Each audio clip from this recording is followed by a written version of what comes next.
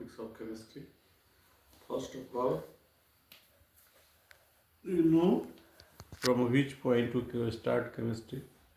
Like math, why you start from 1 to 3. Hindi ka kha ga. In English A B C D. Similarly, if you start chemistry or teach reading, then from which place we start? Anybody know? If anybody know, you can reply me. अगर कोई जानता हो तो मुझे बताए कि हम ना केमिस्ट्री की जब शुरुआत करेंगे तो कहाँ से करेंगे। जैसे ना अगर हम मैथमेटिक्स शुरू करते हैं तो 1 2 3 से, हिंदी शुरू करते हैं तो क ख ग से, अंग्रेजी शुरू करते हैं तो ABCD, उर्दू शुरू करते हैं तो अलिफ बे टे। सिमिलरली कहाँ से हम केमिस्ट्री शुरू करेंगे नहीं बताइएगा तो जान लीजिए हम शुरू करते हैं केमिस्ट्री एलिमेंट से। एलिमेंट तत्व, तो तत्व से केमिस्ट्री की शुरुआत होती है। तो तत्व किसे कहते हैं कोई बताए। तो वे तत्व क्या हैं, तो वे पदार्थ है। क्या कहेंगे, पदार्थ। इसलिए ना कि तत्व में ना ठोस भी हो सकता है, लिक्विड भी हो सकता है और गैस भी हो सकता है। तीनों के लिए एक उपयुक्त शब्द है मैटर, पदार्थ। तत्व वे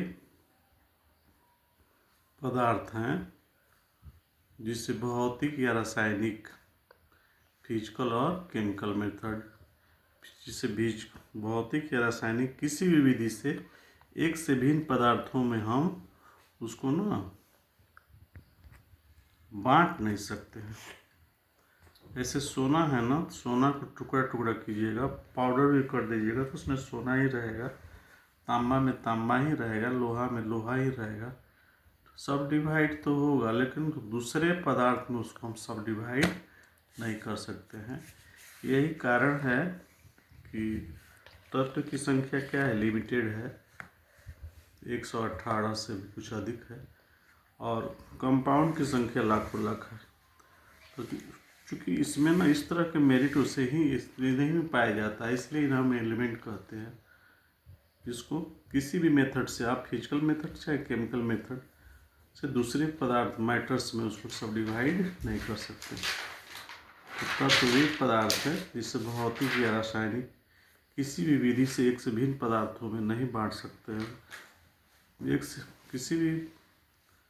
किसी फिजिकल या केमिकल किसी मेथड से एक से भिन्न पदार्थों में नहीं बांट सकते हैं, उसे ही एलिमेंट कहते हैं। अब एलिमेंट के बाद आता है आपका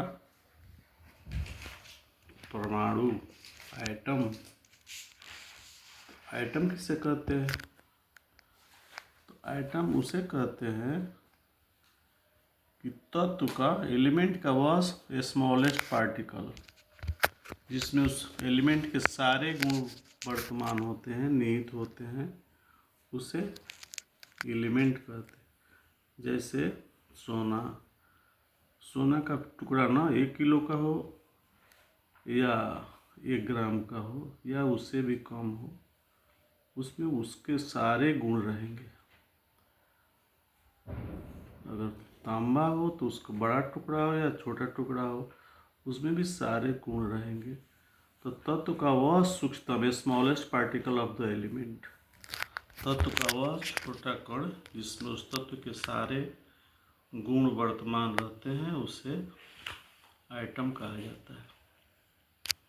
smallest particle of the element is called atom. Like H hydrogen, O oxygen, N nitrogen, S sulphur, P phosphorus, etc। ये तत्व हो गया। तत्व के बाद आपका क्या आता है, तत्व के बाद आपका आता है कंपाउंड, यौगिक। जब 2 या 2 से अधिक तत्व एक ना निश्चित अनुपात में केमिकल कॉम्बिनेशन करते हैं तो यौगिक बनता है। जब दो और दो से अधिक, 2 or more than 2 elements combine in a fixed ratio to each other chemically, then that compound is called compound। जब दो या दो से अधिक एलिमेंट एक निश्चित अनुपात में केमिकली रासायनिक रूप से संयोग करते हैं तो उसे कंपाउंड कहा जाता है। जैसे 2 हाइड्रोजन और 1 ऑक्सीजन मिलकर पानी वाटर H2O बनाते हैं। 1 कार्बन और 2 ऑक्सीजन कार्बन डाइऑक्साइड बनाते हैं, और 1 कार्बन और 1 ऑक्सीजन कार्बन मोनोऑक्साइड बनाता है। 1 हाइड्रोजन 1 नाइट्रोजन और 3 ऑक्सीजन नाइट्रिक एसिड, और 2 हाइड्रोजन 1 सल्फर और 4 ऑक्सीजन सल्फ्यूरिक एसिड etc।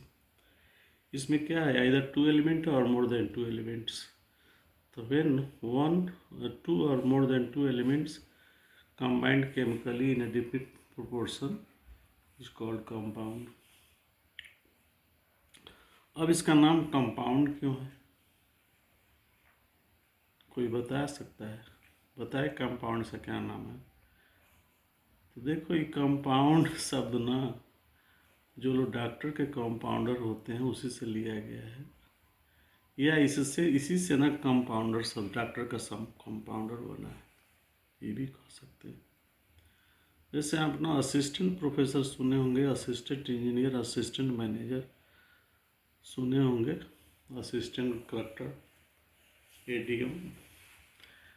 लेकिन डॉक्टर को जो असिस्ट करता है, हेल्प करता है, उसको क्या कहते हैं? कंपाउंडर। कभी सोचिए उसका नाम कंपाउंडर क्यों है?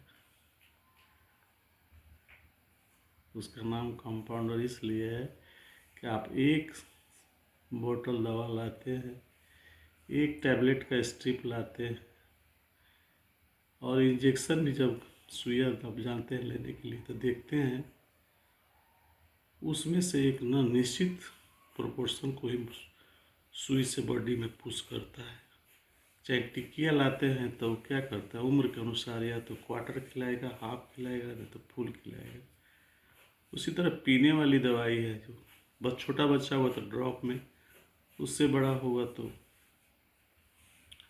1 चम्मच, उससे बड़ा होगा तो 2 चम्मच। मतलब एक निश्चित अनुपात को खिलाता और पिलाता है। इसलिए उस डॉक्टर को जो असिस्ट करता है, मदद करता है, इसलिए उसका नाम कंपाउंडर है।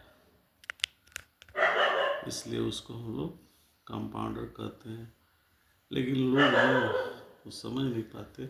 दादाजी कहे तो पिताजी सुन लिए, पिताजी से कहे तो आप सुन लिए, कंपाउंडर समझ।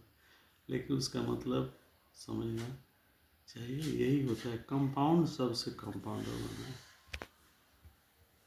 और केमिस्ट्री जानने के लिए एक बात और चल थोड़ा सा और बता देते हैं आपको। स्मॉलेस्ट पोर्शन को तो एलिमेंट कहते हैं। तो आदमी का एटम क्या है? ह्यूमन बीइंग है, चाहे कोई भी एनिमल भी है, जितने भी जीवधारी हैं, सबका आइटम क्या है? तो कोई कहता है कि सेल, कोई हाथ, कोई पाँव। ऐसा नहीं होता है। क्या होता है, जितना ह्यूमन बीइंग है उसका आइटम क्या है? उसका न्यू बॉर्न चाइल्ड। अगर बकरी का बच्चा है तो वह उसका क्या है? आइटम। उससे छोटा बकरी संभव नहीं है। अगर मेल चाइल्ड है तो क्या है? मेल या फीमेल चाइल्ड है तो क्या है? वह मनुष्य का आइटम। उससे छोटा आदमी संभव नहीं। वही ग्रो करके कालांतर में मेल बनता है या फीमेल बनती है। तो याद रखिएगा कि जैसे एलिमेंट के स्मॉलेस्ट पोर्शन को हम लोग क्या कहते हैं? आइटम कहते हैं। उसी तरह ह्यूमन बीइंग का उसके सबसे छोटा उससे सबसे छोटा जो उसका है, जिसमें सारे गुण छिपे हुए हैं, वो न्यू बॉर्न चाइल्ड होता है। आइदर इट इज एनिमल और मेल। ये हो गया, याद रखिएगा एटम। ऐसे ही कंपाउंड का भी अर्थ याद रखिएगा। अब केमिस्ट्री, केमिस्ट्री क्या है? तो इसमें तो सब सिंबल की पढ़ाई है। जैसे आर्ट वाला क्या कहता है, गंध का अम्ल, हम लोग क्या कहते हैं, H2SO4 या सल्फ्यूरिक एसिड कहता है ना, नाइट्रिक एसिड कहेगा, हम लोग क्या कहेंगे, HNO3। वह कहेगा ना हाइड्रोक्लोरिक एसिड, हम लोग क्या कहते हैं, HCl। वो कार्बन डाइऑक्साइड कहता है, हम क्या कहते हैं, CO2। तो यह सिंबल की पढ़ाई है, संकेतों की पढ़ाई है। तो जब तक, जैसे आपको जब तक क ख ग नहीं आएगा, आपको ना हिंदी में पढ़ने नहीं आएगी, बर्तावनी नहीं आएगी तो हिंदी लिखने नहीं आएगी। उसी तरह जब तक आपको ना सिंबल, एलिमेंट जितने हैं उनका सिंबल याद नहीं रहेगा, कुछ का ना एटॉमिक नंबर, कुछ का वैलेंसी भी, और कुछ का मास नंबर या एटॉमिक वेट आपको याद रखना पड़ेगा।